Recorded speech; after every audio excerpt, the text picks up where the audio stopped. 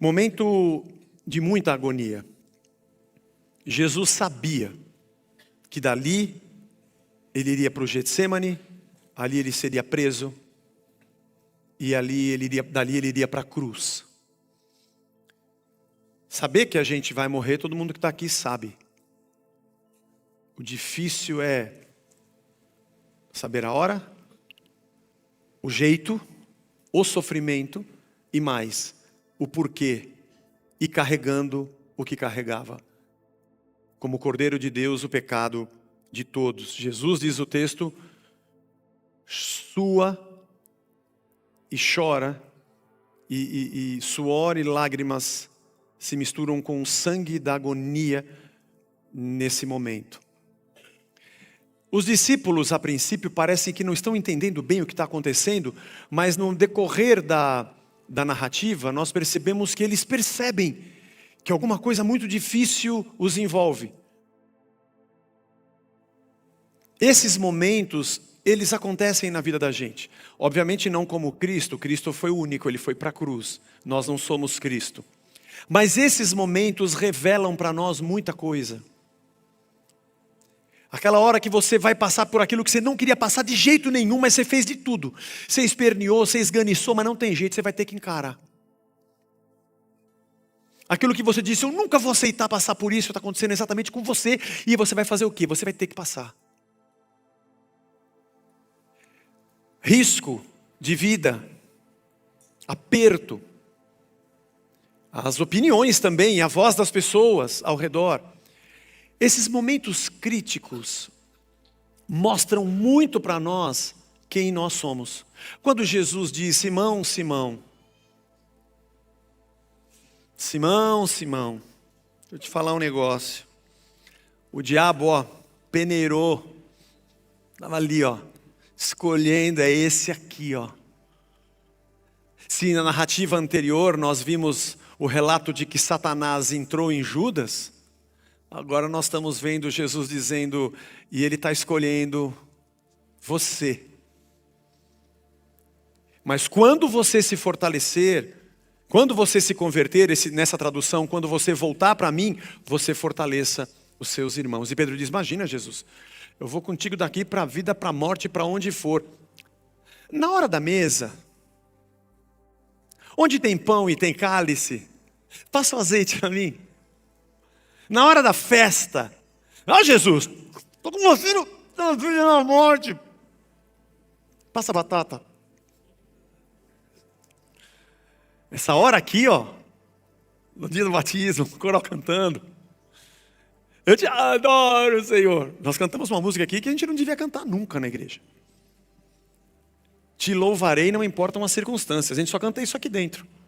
Porque no dia da circunstância, a gente abre a boca, tipo quadrinhos que sai jogo da velha, lagartixa, bomba explodindo. Sai louvor, coisa nenhuma. Mas na mesa é fácil dizer isso. Fora dela, com o aperto da circunstância, com a pressão, o risco, o medo.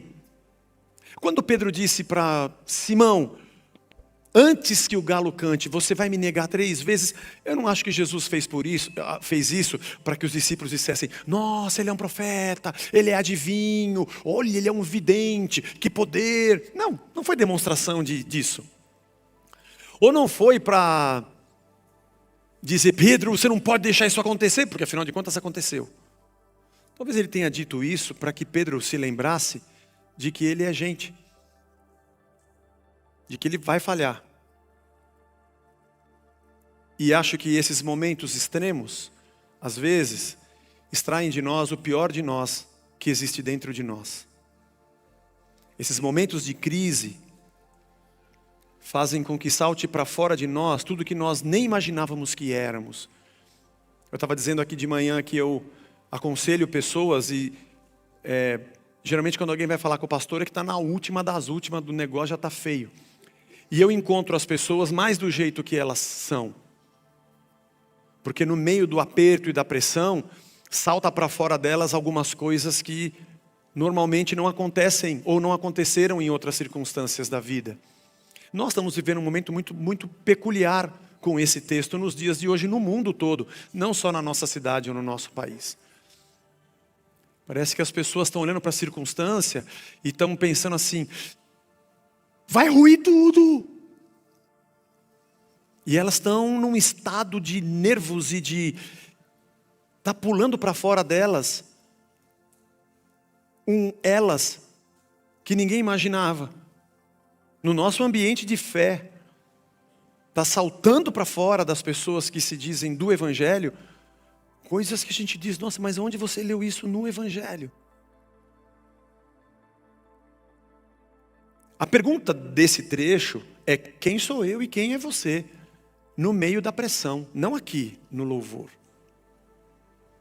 E Jesus, quando diz isso a Pedro, é alguém que passou por muitas delas, foi tentado por Satanás. Lembra? As pedras transformarem em pães, se você se jogar daqui, você acha que os anjos vão te segurar? Prostre-se diante de mim e eu vou te dar o mundo inteiro. E Jesus continua sendo Jesus, imutavelmente Jesus. Diante de Pilatos, diante das ameaças dos religiosos, diante do povo que o aclamava como rei, ou daqueles que o xingavam de maldito, ele era o mesmo Jesus. Quem somos nós?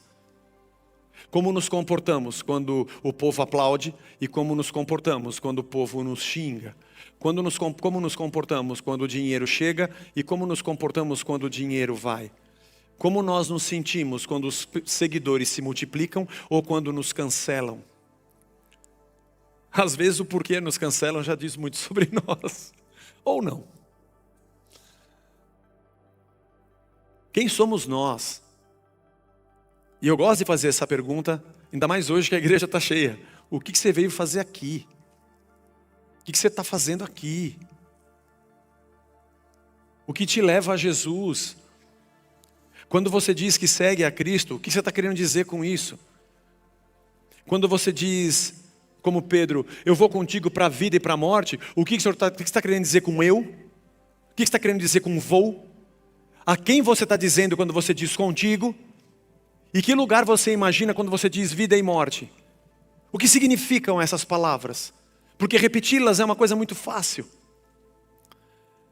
Mas permita-me alegorizar um pouco o texto, porque eu vi 3 lições interessantes aqui. Porque a gente fica muito preocupado com o Satanás que pula dentro do Judas para ele trair.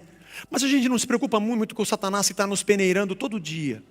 Todo dia a gente está chacoalhando dentro da peneira. Acontece uma coisa aqui, acontece uma coisa lá. E a gente não percebe que estamos sendo peneirados. E que circunstâncias estão nos apertando para extrair de nós o que de verdade está dentro de nós. O que vai saltar para fora de mim. Porque na nossa tradição, a gente tem que expulsar o demônio que está dentro do Judas. E temos todos os sinais externos, ele vai espumar, rilhar os dentes, rolar no chão, e nós vamos expulsá-lo, e a igreja vai fazer uma grande festa de vitória, porque vencemos Satanás, enquanto todos nós que estamos orando, estamos rodando dentro de uma peneira, não percebendo que o aperto externo, preparado pelo mesmo Satanás, talvez nos cause mais danos do que o interno dentro do Judas. Porque para tirar um demônio de alguém é só dizer sai em nome de Jesus e ele sai. Agora a gente que samba a vida inteira com o Satanás me empurrando para lá e para cá, aí não tem oração que resolva. Me preocupa muito menos as pessoas que estão externamente demonstrando que são possessas. Preocupa mais aquelas que não demonstram nada. Mas as circunstâncias sempre vão demonstrando que tem muito mais Satanás dentro dela do que ela imagina. Aí Jesus diz aqui alegoricamente, bom, quando eu mandei vocês de 70, de 2 em 2, vocês foram nas casas, aconteceu tudo aquilo, faltou alguma coisa para vocês? Vocês foram de casa em casa, as pessoas receberam vocês, faltou alguma coisa? Não. E Jesus figuradamente diz, então agora vai faltar, agora a coisa vai ser aperto, agora eu vou enviar vocês, mas eu não vou estar mais aqui. Se você tem uma capa, vende e compra uma espada, porque o frio vai ser menos problema do que a perseguição. Ele não está dizendo para você se arme, apesar de que muitas pessoas cristãs usam esse texto para falar sobre isso. Mas quando alguém diz assim, Jesus, nós já temos espada, temos 2, deviam ter usado para cortar o cordeiro, fizeram a ceia. E Jesus falou, basta, Esse basta, na verdade, é o verbo ser, o verbo estar. É como se ele falasse assim, tá. Não, Jesus não está dizendo para eles se armarem, a linguagem é figurada. Vocês não vão encontrar mais gente que vai hospedar vocês. Aliás, vocês vão encontrar gente que vai repudiar vocês. Vocês não vão encontrar mais lugares que vão receber vocês. Vocês vão estar em lugares que vão expurgar vocês. Vocês não vão estar em lugares que vão abraçar vocês, mas que vão maltratar vocês. E foi exatamente o que aconteceu com os discípulos. Tanto é que quando ele é preso e eles tiram as espadas, e um deles, segundo Marcos, foi Pedro, que cortou a orelha do servo do sumo sacerdote chamado Malco, mas isso está em outro evangelho, e corta a orelha do cara, Jesus fala, mas você está ficando louco, mano? Mas ele falou, a espada, você não entendeu nada, não é essa espada, cara. Ele vai lá e cura a orelha do soldado, desculpa aí, hein? Desculpa o meu discípulo. Ele pega as palavras que eu falo e interpreta segundo o que ele gosta.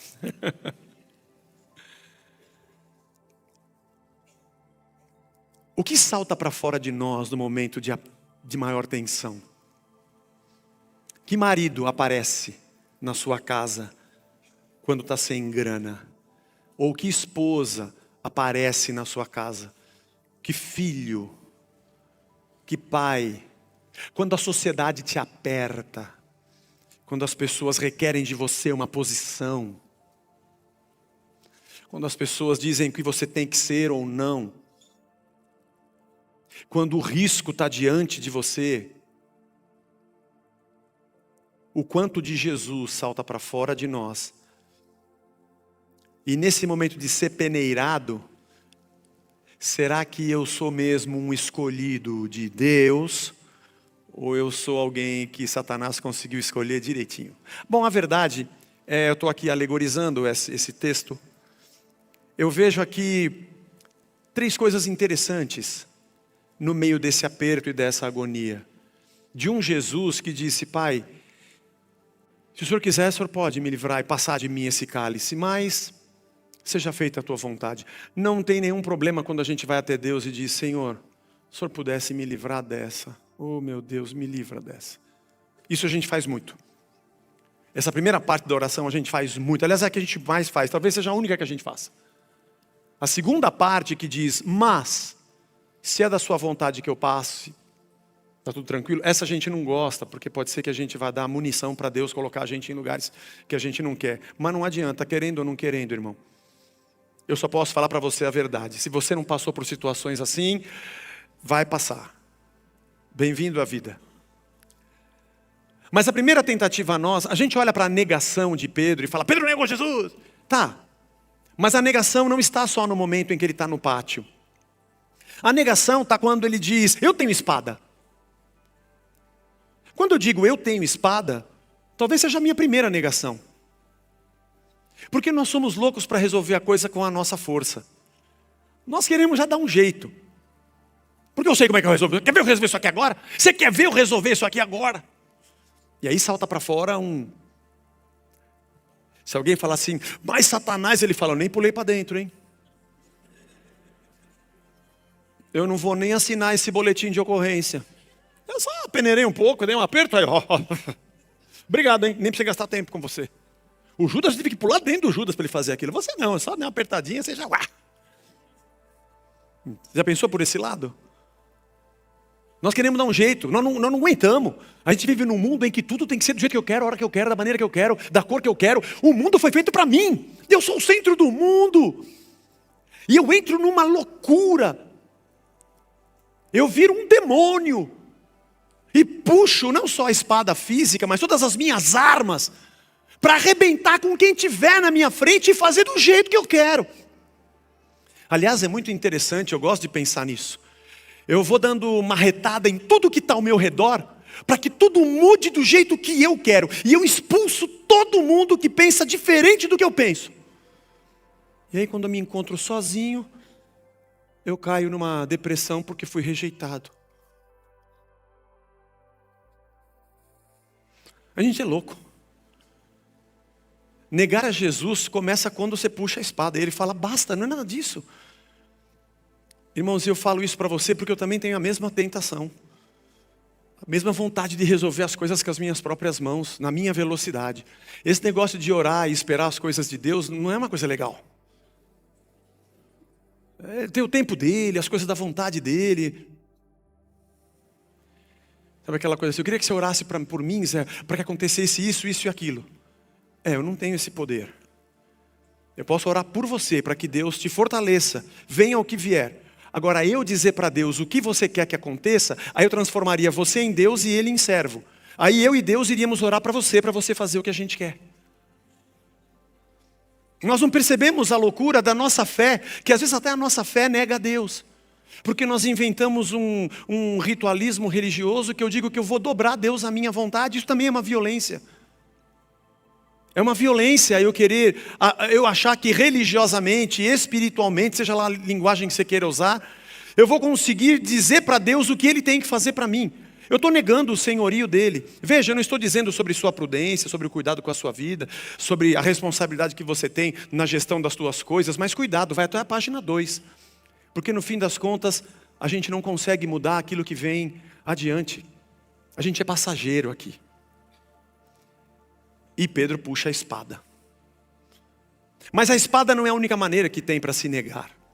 O texto diz que os discípulos também, mesmo que não entendessem completamente o que estava acontecendo, eles caíram numa amargura. E eles adormeceram de tristeza no Getsêmani. Isso acontece com a gente. Não sei se acontece com você igual acontece comigo. Que tem dia que você não quer sair da cama. E não tem nem explicação. O que aconteceu? Não sei. Eu não sei. Nós estamos constantemente sob ataques. Ataques no nosso ânimo, no nosso humor, na nossa alma. Fora os terrores e os fantasmas que vira e mexe nos visitam. Dos medos, do futuro, do que cerca a gente. E a gente tem uma fuga. Busca, ou esse entorpecimento acontece naturalmente, ou eu busco algum para tentar fugir da realidade. E Jesus volta, estando orando, suando lágrimas, suando gotas de sangue, volta e fala, mas vocês têm que vigiar e orar. Não dá para fugir. É também uma negação quando eu digo, eu não quero nem olhar, eu não quero nem ver. Não dá. Não dá para você fazer isso. Eu não prego palavras de autoajuda, nem formulinhas para se dar bem. Eu digo o que o Evangelho diz, e agora ele diz, você vai ter que encarar, irmão. Força aí. Você já esperneou, esganiçou, deu espadada para todo lado, não adiantou. Agora você querer negar a realidade, querer fugir, cair no sono, está aí na sua frente. Talvez agora seja importante pular para fora de você tudo o que de Cristo, de verdade, foi sedimentado dentro de você. E isso não é fácil, porque é nessa hora que eu descubro que talvez eu tenha muito pouco de Cristo. É nessa hora que eu descubro que mais fácil é subir aqui e pregar do que sair por aquela porta e viver. É muito mais fácil eu vir aqui, ler o que está escrito e dizer, é isso que você tem que fazer. Sendo que para mim também é muito difícil fazer. Porque tem horas que eu não queria que acontecesse nada. Talvez o sono dos discípulos, que ao invés de se curvarem e dizer, Jesus, nós estamos aqui, nós estamos orando, fosse mais fácil eu me anular e não querer enxergar nada. Às vezes essa depressão ela é clínica, ela faz parte do teu corpo, ela tem uma explicação biológica, muito obrigado, do seu corpo. E às vezes é uma decisão mesmo que a gente toma. E a gente se afunda nela. Qualquer uma que seja, você vai buscar ajuda. Seja de um terapeuta, de um psiquiatra. Mas você não pode fugir da palavra. Vai para ela. Vai para ela. Mas aí tem a negação que é a negação mesmo. Que aí Jesus é preso. E eles veem aquilo acontecendo. E Jesus fala que não é para usar a espada. Aí que acho que eles começam a entender que cai a ficha do que está acontecendo. Jesus vai preso e Pedro vai seguindo de longe. O texto de Lucas para Teófilo não dá detalhes sobre isso, mas em outros evangelhos a gente sabe que ele passou pela casa de Anás, depois foi diante de Caifás, perante o Sinédrio, depois ele foi diante de Pilatos. E provavelmente essa cena de Jesus sair de um lugar, de um pátio, de um edifício para um outro, é quando o olhar de Jesus cruza com o de Pedro, e isso deve ter sido mais do que uma espada no coração. Uma pessoa diz, você não é um daqueles que andavam com Jesus? Não, eu nunca andei com ele, pô. Imagina. Passa mais um tempo, o outro diz, mas você estava junto com esse Jesus. Eu vi vocês do templo. Não tem nada a ver. O outro diz, mas você também é galileu, pelo sotaque, né? Eles sabiam pelo sotaque. Você também andava com aquele gaúcho, bate, capaz. Não dá para esconder, você estava com ele, meu. E quando Pedro nega a terceira vez, o galo canta. E aí ele lembra do que Jesus falou. A terceira negação, às vezes, ela tem a ver com essa tentativa de me ajustar com o que todo mundo está dizendo, e parece que esse povo é o lado mais forte, e eu preciso alinhar o meu discurso com, não estava com ele, veja, eu estou junto com vocês, não é bem assim. Sim, eu faço, até lembrei hoje do Múcio, lembra do Múcio, que era do Jô Soares? Era um personagem que encostava um cara e falava, na época tinha as críticas, né, ao período militar, um monte de coisa, né? Até da seleção ele falava de tudo, né? Da Copa, e alguém falava uma opinião, ele, é isso mesmo, estou contigo. Aí vinha um outro, falava outra coisa, ele tirou daqui, é isso que eu penso, e o que eu penso eu falo. E Múcio virou meio que um personagem assim da nossa cultura, naquela época, né? 1900 e preto e branco, quando a gente ainda... Naquela época não tinha telefone celular, irmão, você nem sabe que tempo é isso, não tinha cartão de crédito, não existia... Não tinha internet, não tinha computador nessa época, né? Como é que vocês viviam? Como seres humanos mesmo. A gente vivia assim. Conversava com as pessoas, mandava carta. Fazia isso. Hoje nós viramos um...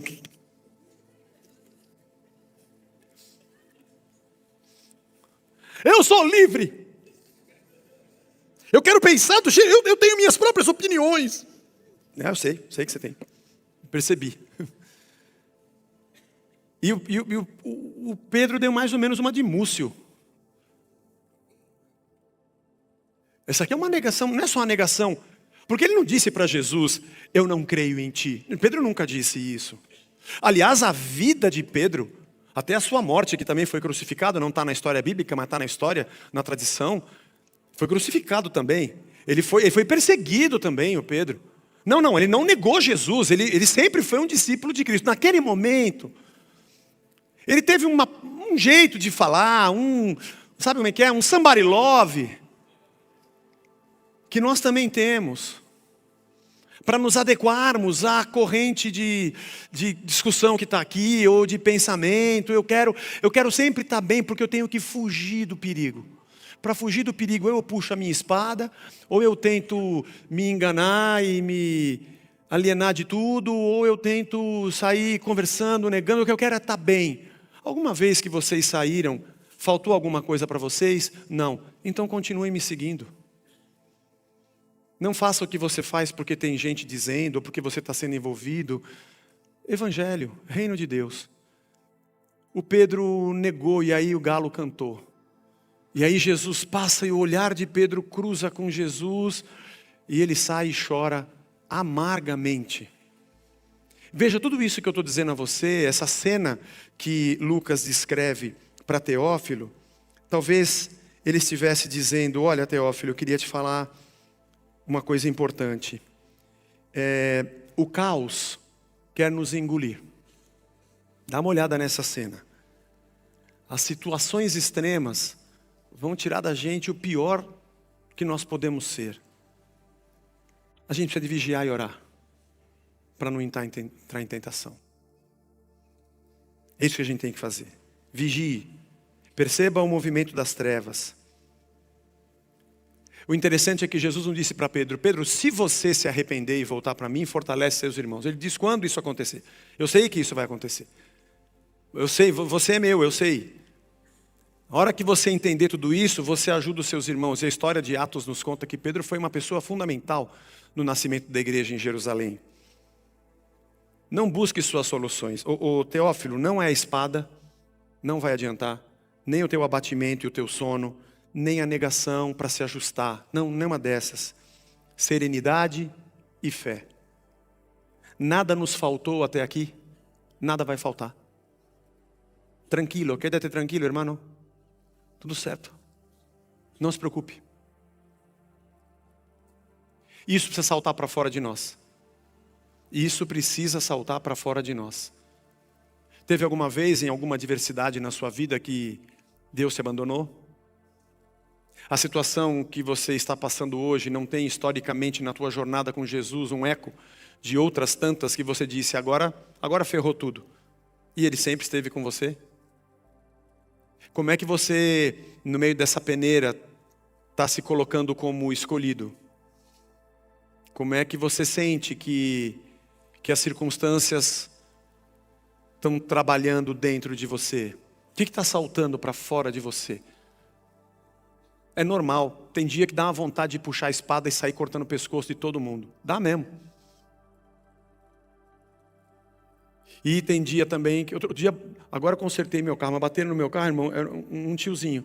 Eu parado no shopping, esperando um cara manobrar, esperando ele manobrar, para poder entrar na vaga. E o outro deu ré como se nada cesse. Engatou a ré e vem, pau! Eu desci e falei, o que você fumou? O que você bebeu, meu? Eu estava dentro do shopping, cara. Aí Jesus passou e eu cruzei o olhar com Jesus e lembrei que eu fiz a mesma coisa no McDonald's. Só que eu disse que antes que o galo cantasse, tu baterias também o teu carro. Mas o problema é sempre você, não eu. Então a gente quer puxar a espada, quer sair brigando, a gente quer cair no sono, encher a cara, fugir. Ou a gente tenta se adequar ao que estão falando para eu me dar bem com todo mundo. E Jesus está dizendo, continua sendo quem você é. E é difícil, porque no fundo, dá medo. Porque se de verdade eu continuar crendo em Cristo, o que vai acontecer? Alguma coisa te faltou quando eu disse para você me seguir? Não. Então continua na mesma. Mas eu acho que para nós encerrarmos, o principal é que Jesus disse, eu disse para vocês, vigiem e orem para não caírem em tentação. Irmãos, eu vou dizer para você o que nós precisamos. Não é de agora, e não é só por agora, é para sempre. A gente tem que acordar um pouquinho mais cedo e orar. E vigiar.